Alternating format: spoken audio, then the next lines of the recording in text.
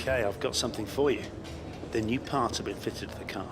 The simulation numbers are good, so look forward to your feedback. Check out the details. Well, welcome back everybody to the Force India career mode then, and we got a shiny new part on the car. Some streamlined suspension arms, gives us a little boost to the aerodynamics. We are still going down the aero route. I think we'll start to look at the chassis next season. And as for the engine, obviously we've got no issues there. By far the best engine on the grid at the moment. But hopefully that little aero benefit will help us out here. Suzuka obviously a very aero dependent track. So hopefully it can bring us a little bit closer to Red Bull, but I am expecting us to be right down in the midfield. Well, not right down, but we'll probably be in our usual position in no man's land between sort of Williams and Red Bull. But if we can pick a good strategy and have a good qualifying, then maybe we might have a chance of challenging the Bulls. Obviously, we still mathematically can beat them in the championship, but with just 5 races to go, it's going to be pretty tricky with almost a 50-point gap between the pair of us. But we'll give it our best shot as always. You will get audio popping in and out for these practice sessions and a bit of qualifying, purely for some reason. The audio just decided to cut out, which was great. But practice went pretty straightforward. We're still getting a mixture of sort of greens and purples. It's not something I want to spend a huge amount of time on, and we only probably lose, a couple hundred points throughout the season, down to just not being able to get those purple objectives. And I don't see the point in trying time and time again, especially as we're limited on engine parts at the moment. But as we go into Q1 then, it's nice and dry, and we put in a second lap of the session. Weren't too happy with the first one, and we're just behind our teammate. We actually end up 1/10 behind Sergio Perez. And apart from Max Verstappen, who did, to be fair, qualify on the soft tyres, we're right where we should be. A little bit surprised by Perez's pace. A good showing in Q1 from him anyway, and he was quicker than us in all the practice sessions as well. So this may well be Perez's weekend. I guess we will find out. But as we go into Q2 now then, still dry, and you're going to find out why I'm saying it's still dry at different points during this. But we crossed the line to go only a 10th quicker than our Q1 time. But Sergio Perez somehow manages to lose half a second. So that's a very unrepresentative time from him. It means that Max Verstappen is the Red Bull meat in a Force India sandwich there. But we go comfortably through to Q3, where we would expect to be. And if we can finish 6th or 7th in Q3, then we can have a good race from there. But as you can see, it is incredibly wet for the final part of qualifying. And as per usual, I'm going to let you sit back and watch my effort in Q3 on a very slippy track. Fantastic. That was the fastest lap.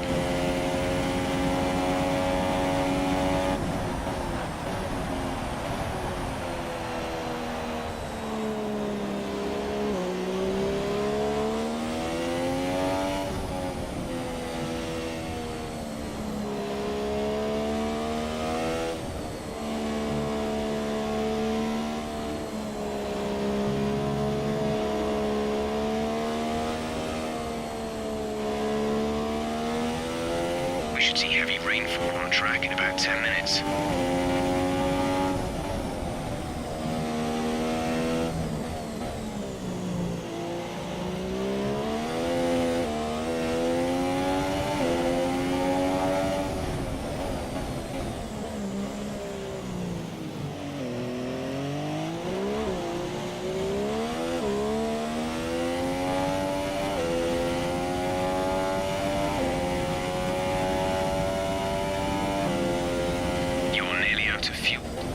Out of fuel, you need to pit within the next 2 laps.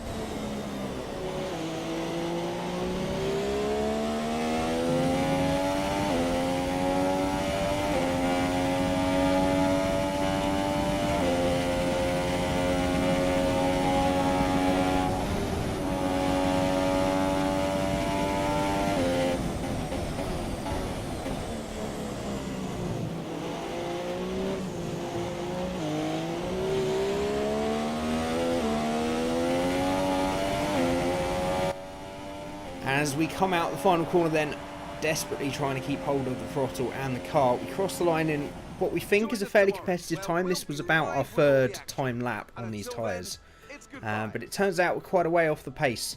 Perez takes that 6th place we were after them. Sebastian Vettel not having a good time in the Ferrari, but it means that we're going to be starting P9 and only Danny Kvyat slower than us in Q3, but hopefully we can have a good race from there. And all this will be happening under the watchful eye of Anthony Davidson, who joins me for today's race. And assuming the weather holds, where do you expect to see the action unfolding today, Ant? Well, most of the time, passing here is limited very much into the final chicane, or maybe down into turn 1 if you get a good run and some assistance from DRS. But if we're lucky, we might see a bit of bravery into the hairpin, a place that Kamui Kobayashi certainly made his own in the 2010 Grand Prix on his way to a very impressive 7th place. And as you say, Crofty, this is all assuming that the conditions hold out. We know how quickly the clouds can come in here at Suzuka, and if they do, all bets will be off. So as we come onto the line then, it's going to be a pretty tricky start trying to get through. Hopefully Hulkenberg and Perez in the first couple of laps will be our aim. Everybody around us on the super soft tyres, which are a little bit of a worry around here. Obviously very high tyre wear, especially in the first sector around this track. So we're going to have to look after them if we want them to do the distance. It's looking like a 2-stop race. But as we get underway then for round number 16, and it's a pretty average start, a lot better than we've had recently. And we have a much better second phase, and now it's a very, very high speed turn 1. It's really turn 2 you're looking for, and we lose a little bit of front wing. Just clipping the rear right on Ricciardo's car there. And we're going to have to deal with the first part of this stint with a little bit of understeer, but I'm sure we can manage that as we try and find another way past Ricciardo. But the S's really are not an overtaking place, and it can go spectacularly wrong, so we think better of it, back out, and hope that we get another run at him later in the lap. The Red Bulls seem to be a lot more susceptible to attack early in the races. There's a big lock up there, which is not going to help that tyre wear we're talking about. But all in all, a pretty good start. We gained 1 position, but we lost a little bit of front wing, so kind of tit for tat there. But as we go in later into the lap, we can see Ricciardo trying to make a move on Hulkenberg, trying to get a move on as they bump wheels through 130R. And we just stay watchful, spot an opportunity down the inside of Ricciardo, and unfortunately we lose even more front wing with the same guy.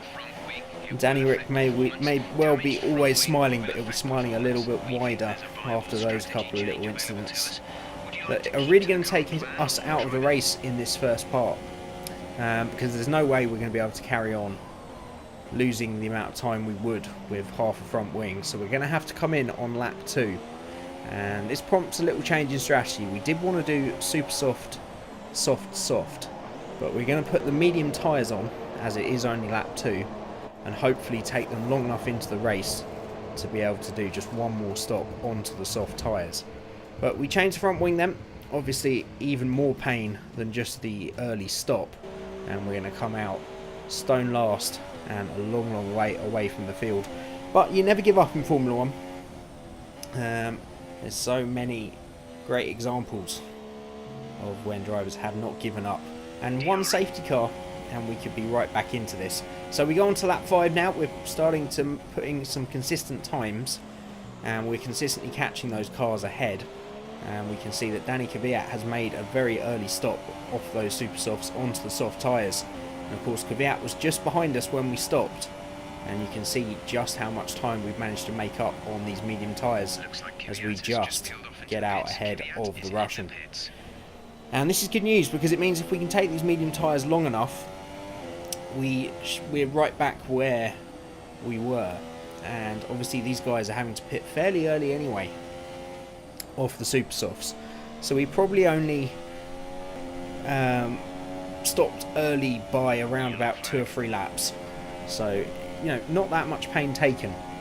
And hopefully as we pass a stricken McLaren of Fernando Alonso, and of course I just had to go back and take a look at this in the replays. Very strange incident. Alonso trying to maybe put one on for the cameras as he tried to make a move down the inside of either Verline or Ericsson. I think it's Verline. at 130R and puts himself into the barrier. And as you can see, after the accident, I would expect a race ban for Fernando Alonso after this behaviour. He just reverses straight back onto the track at one of the fastest corners on the calendar.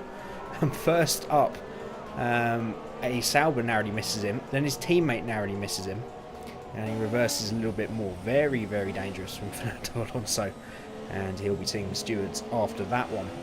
But as we go later onto that lap, on lap 8 then, and we've got Van Dorn ahead of us. This shows you how much progress we've made, because I don't think Van Dorn has stopped yet. That's how slow the McLarens are this race in this season, and that we've managed to catch them back up by only lap 8. But we get that move done nice and easily, and by the end of lap 9 we catch the back of Massa, who has pitted on the soft tyres, our old enemy of this season, along with Romain Grosjean. And he's tucked up behind Marcus Ericsson, who is yet to stop. And this is a good opportunity for us to get a move done on Massa and see if we can get a little bit of ground on him while he tries to get past Ericsson. It is one problem as we bump wheels with Massa there. It is one problem this year with the AI. They're much better wheel to wheel with the player, but when it comes to the AI, they're still a little bit cautious. And Massa must have been following Ericsson for many laps as we cruise past the year-old Ferrari-powered Sauber down the straight, even before we get to 130R. But yeah, Massa should have made that move a lot earlier on Ericsson. But as we've got past, and a crucial move at a crucial time, as the safety car comes out then on just lap 10. And this should help us stretch out this stint a little bit.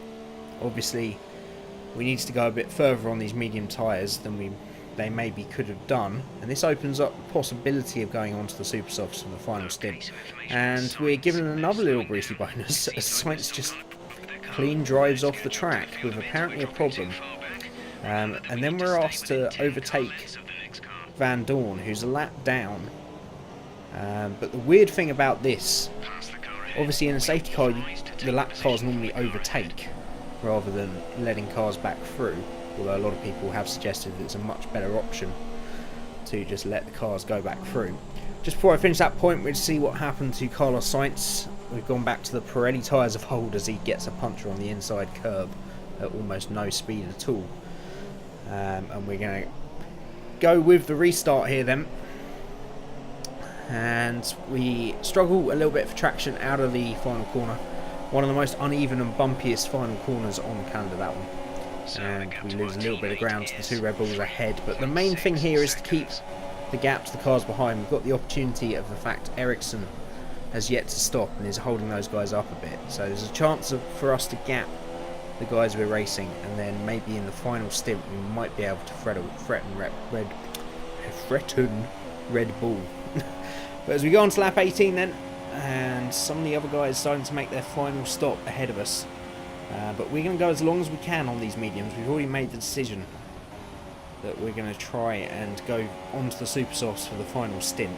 And for that, to do that comfortably, we just want to go a couple more laps, and it means we can be super aggressive. Obviously we've got plenty of fuel from the safety car, so we can go to high mix as soon as we put the super softs on and go very aggressive right until the finish. So as we go on to lap 21, we are going to almost lose it on the pit entry, and then a big lock up as we try and slow down for the line. And we're going to make our final stop then.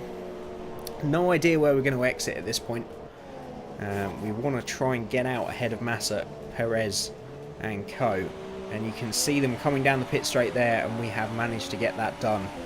Probably because of traffic, because we did go quite a lot longer, but the pace was still good on the mediums. I was considering taking them to the end, but I felt we may as well put on the super soft tyres and have a bit of fun. And there wasn't really much fun to be had. Obviously the car felt miles quicker than it did the rest of the race, but it was still nowhere near enough to chase down Raikkonen ahead of us. He was sort of around 6 seconds ahead of us, and we finished the race around 7 seconds behind him. So weren't able to do anything about him, but we do pull away from the cars behind to comfortably come across the line in P6, and some decent points after the last race, and back to where we deserve to be really. And considering the very early incident, we can be very happy with that. some good points on the board. I think it probably kills off the chance of beating Red Bull. Obviously both Red Bulls finishing very well there, Max Verstappen even on the podium, as the Ferraris had a torrential day. Vettel down in P11, trying to recover from 18th on the grid. Not sure what happened to his qualifying session. But even Raikkonen couldn't beat the Red Bulls today. But it's a good finish for both of us, as Perez comes home in 7th as well. It means that we're now only 2 points ahead of Verstappen and 7 points ahead of Ricciardo, and we're going to have to do something special to hold off those 2 Red Bulls between now and the end of the season. Perez, once again, nowhere near the Red Bulls, but miles ahead of the rest of the pack. Probably where we should be if we'd had the right difficulty level throughout the season. But as you can see, that gap is now almost 50 points between ourselves and Red Bull. And it's going to take something incredibly special for us to close that gap between now and the end of the season. But considering where our car was and what we expected out of the season, I can't really complain how it's going. I think we've had a strong showing, and the fact that we've pushed Red Bull as close as we have so far is a credit to our team. And hopefully we can just continue improving the car next year. Improving maybe some other areas. I haven't felt a massive amount each time we've put, even from the beginning of the season, the car doesn't feel that much quicker through the corners. So maybe chassis we need to look at, and some sort of basic upgrades to the chassis next season may be better for me, or better for my driving style, and we might be able to get some better results. But that's going to be it for today. I hope you guys have enjoyed this episode. If you did, you could hit that like button and let me know you're still enjoying the series. It'd be much appreciated.